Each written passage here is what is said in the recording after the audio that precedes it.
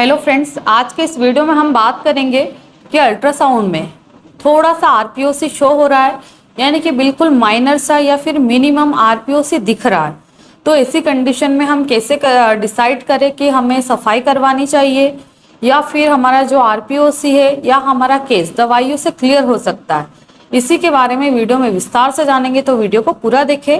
अगर आप मेरे चैनल पर पहली बार आए तो चैनल को जरूर से सब्सक्राइब करें, वीडियो को लाइक करें, ज़्यादा से ज़्यादा लोगों में शेयर करें। हम बात करते हैं कि आरपीओसी आता कब है या कब दिखाई देता है। तो जब भी एक महिला को अनवांटेड प्रेगनेंसी हो जाती है और महिला हटाने के लिए या तो उसको सर्जिकल एबॉर्शन करवाते हैं, यानी कि सफाई करवाते हैं, डीएनसी करवाते हैं, या फिर मेडिसिन लेकर के यानी कि एमटीपी के थ्रू प्रेगनेंसी को हटाते हैं।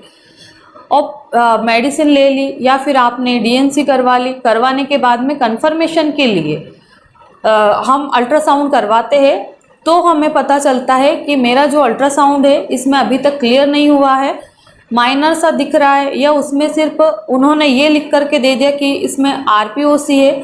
आरपीओसी का मतलब होता है रिटर्न प्रोडक्ट ऑफ कंसेप्शन। तो ये इसमें ज़्यादा मात्रा में नहीं है और हमें बहुत ज़्यादा ब्लीडिंग भी नहीं हो रही, कोई भी प्रॉब्लम नहीं हो रही, मुझे तो कोई भी इशू नहीं है। तो ऐसी कंडीशन में मैं कैसे डिसाइड करूं कि मुझे क्या करना है, मेरे लिए क्या बेटर ऑप्शन रहेगा।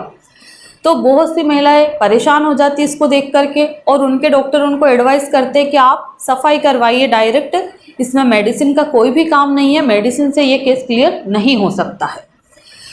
तो हम बात करते हैं कि जब भी महिला दवाई खाती है या सफाई करवाती है, एक बार सफाई कर दी जाती है और अगर उसके बाद में महिला की ब्लीडिंग नहीं रुकती है या स्पॉटिंग होती रहती है 8-10 दिन 15 दिन तक, तो फिर डॉक्टर दोबारा से अल्ट्रासाउंड यानी कि स्कैन करवाते हैं और उसमें देखते हैं कि क्या एबॉर्शन पूरी तरह से सक्सेसफुल रहा है या नहीं रहा है। क्योंकि डीएनसी एक ब्लाइंड प्रोसीजर रहती है जिसमें कि हमको अंदर का कुछ भी नहीं दिखता है, एक आइडिया से या एक्सपीरियंस के तौर पे ही सारा कचरा साफ करना पड़ता है। तो कई बार मिनिमम आरपीओसी रह जाता है या टुकड़े बच जाते हैं। तो ऐसे तो कोई प्रॉब्लम नहीं होती है, क्योंकि डॉक्टर जब सफाई करते हैं आपकी तो एंटीबायोटिक्स आपके पीरियड को रेगुलर करने के लिए, हार्मोन को बैलेंस करने के लिए सारी दवाइयाँ देते हैं, तो उनसे ऑलमोस्ट ब्लीडिंग बंद हो भी जाती है और आपको कोई प्रॉब्लम होता भी नहीं है। पर कई बार डॉक्टर ज़्यादा दवाइयाँ नहीं देते हैं, 2-4 दिन के लिए ट्रीटमेंट देते हैं, फिर बोलते हैं कि आपको कोई प्रॉब्लम ना हो तो भले आप दिखाने के लिए मत आइएगा। और कई बार ऐसा होता है कि डॉक्टर ने बहुत सारी दवाइयाँ दे रखी है, दवाइयाँ खाने के बावजूद भी पेशेंट को कोई रिलीफ नहीं मिलता है।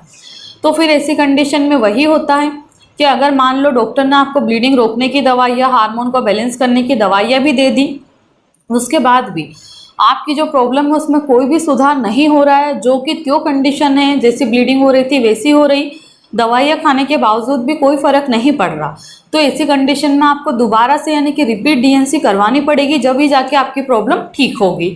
अब हम उन लोगों के बारे में बात करें कि जिन लोगों ने एक बार दवाई खा ली, एबॉर्शन सक्सेसफुल रहा, बट उन्होंने सिर्फ कंफर्मेशन के लिए अल्ट्रासाउंड करवाया और उसमें आया कि रिटर्न प्रोडक्ट शो हो रहा है और वो बिल्कुल थोड़ा सा है, मिनिमम है, मिनिमल है, लाइकली है।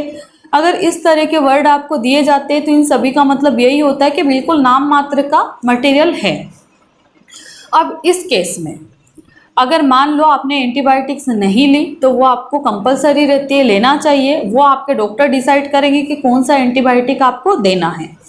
अब अगर आपको कोई भी प्रॉब्लम नहीं है, किट खाने के बाद में 7-8 दिन, 10 दिन, 15 दिन, जितने दिन ब्लीडिंग चलना थी उतने दिन चल के अपने आप से रुक गई है, सिर्फ आपके अल्ट्रासाउंड में शो हो रहा है कि आपको रिटर्न प्रोडक्ट शो हो रहा है और वो भी माइनर सा हो रहा है, और आपको XYZ कोई प्रॉब्लम नहीं है, ना पेट में दर्द है, ना कमर में दर्द है, ना आपको ब्राउन डिस्चार्ज हो रहा है, ना ही आपको वहाँ निचले पार्ट में यानी कि प्राइवेट पार्ट में इचिंग, बदबू, खुजली, अनकंफर्टेबल सा फील होना, वीकनेस होना, इनकम्प्लीट एबॉर्शन के कोई भी लक्षण आपको नहीं दिख रहे हैं। तो ऐसी कंडीशन में आपको क्या करना चाहिए? तो ऐसी कंडीशन में आपको डॉक्टर से एक बार और ये आरपीओसी क्लियर करने का ट्रीटमेंट लेना चाहिए। अगर ऐसी कंडीशन में आपको ब्लीडिंग वगैरह कुछ भी नहीं है, कोई प्रॉब्लम नहीं है, और आपके डॉक्टर ये बोलते हैं कि आपको डीएनसी करवाना ज़रूरी है, तो ऐसे केसेस में डीएनसी की स्पेशली कोई नीड नहीं रहती है।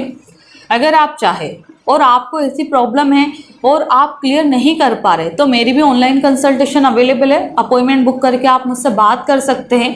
अपॉइंटमेंट का प्रोसीजर जो नंबर दिया गया है, इस नंबर पे व्हाट्सअप है, व्हाट्सअप पे आप हाय हेलो करके बोल सकते हो कि मुझे मैम का अपॉइंटमेंट बुक करना है, क्या प्रोसीजर है, तो वो लोग आपको गाइड कर देंगे, जो कि मेरी अपॉइंटमेंट टीम है, उनके थ्रू आप मुझसे बात कर सकते हैं। तो जो भी कंडीशन रहती है, रिपोर्ट्स रहती है, पेशेंट की मेडिकल हिस्ट्री क्या है, सारी चीज़ देख करके मैं खुद आपको डिसाइड करके बता सकती हूँ कि आपके लिए क्या बेस्ट है। और अगर कोई मेडिसिन रहती है तो वो भी हम लोग सजेस्ट कर सकते हैं कि आपके लिए ये मेडिसिन बेहतर है। अब आते हैं हम अपने मेन बात पे कि आपको कोई प्रॉब्लम नहीं है, आपके डॉक्टर दवाई देने के लिए तैयार नहीं है, सिर्फ वो एक ही चीज़ पे अड़े हुए हैं कि आपको सिर्फ सफाई करवाना है, लास्ट ऑप्शन यही है। तो ऐसे कंडीशन में आपको सेकंड ओपिनियन ज़रूर लेना चाहिए। ऐसा नहीं है कि जो फर्स्ट डॉक्टर ने बोला है वही दूसरा डॉक्टर भी सेम टू सेम रिपीट करे, ऐसा कोई ज़रूरी नहीं है। हो सकता है कि सेकंड ओपिनियन आप लोगों के लिए बेस्ट हो, आप सर्जरी से बच सकते हैं। कई बार होता है, बाय मिस्टेक हो जाता है, और बहुत सारे पेशेंट के लिए सेकंड ओपिनियन बेस्ट रहता है। तो आप भी इस चीज़ को ज़रूर से अपनी लाइफ में ट्राई करिए। कभी भी ऐसा कॉम्प्लिकेशंस आते हैं या हमें समझ में नहीं आ रहा है और हमें ऐसा लग रहा है कि डॉक्टर हो सकता है हमारी बात सुन ही नहीं रहे, तो ऐसे में हमको दूसरे डॉक्टर के पास में एडवाइस के लिए ज़रूर जाना चाहिए। अब हम बात करें कि जो मिनिमम आरपीओसी या थोड़ा सा रिटर्न प्रोडक्ट शो हो रहा है, जिसमें डॉक्टर ने ये भी लिख के नहीं दिया कि इतनी एमएम में आपका जो रिटर्न प्रोडक्ट है वो है, तो ऐसे कंडीशन में फिर हम लोग क्या करते हैं कि एक बार तो आरपीओसी को क्लीन करने का ट्रीटमेंट दिया जाता है। उसके बाद में अगर आपको ब्लीडिंग होती है तो आगे जाके ब्लीडिंग स्टॉप करने का ट्रीटमेंट और पीरियड को रेगुलर करने का ट्रीटमेंट दे सकते हैं। और मान लो अगर आरपीओसी क्लीन करने का ट्रीटमेंट आपने लिया और उसको लेने के बाद भी आपको कोई ब्लीडिंग नहीं हो रही, तो फिर ऐसे केसेस में हम लोग पेशेंट को बोलते हैं, या सभी डॉक्टर यही बोलते हैं कि आप पीरियड आने का वेट करिए। जो कचरा दिख रहा है या आपका जो नेक्स्ट पीरियड आएगा नेक्स्ट एमसी में पूरा क्लीन हो जाएगा।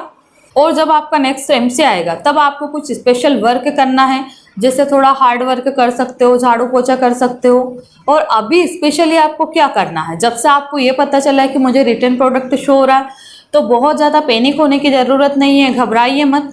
आप 1 ग्लास मिल्क पर डे लीजिए, प्लेन मिल्क भी ले सकते हैं, हल्दी वाला दूध भी आप ले सकते हो, अनार का जूस ले सकते हो। पानी की मात्रा ज़्यादा से ज़्यादा रखना है, पानी में कोई कंजूसी नहीं रहना चाहिए। आप लेमन वाटर ले सकते हो, इसके बाद में आप कोकोनट वाटर भी पर डे ले सकते हो। अगर आप अपनी सेहत का ध्यान रखेंगे तो आपको किसी भी तरह का इन्फेक्शन नहीं होगा और आप बिल्कुल तंदुरुस्त रहेंगे। तो आशा करती हूँ इस वीडियो के माध्यम से मैं आपको संपूर्ण जानकारी दे पाई हूँ। धन्यवाद।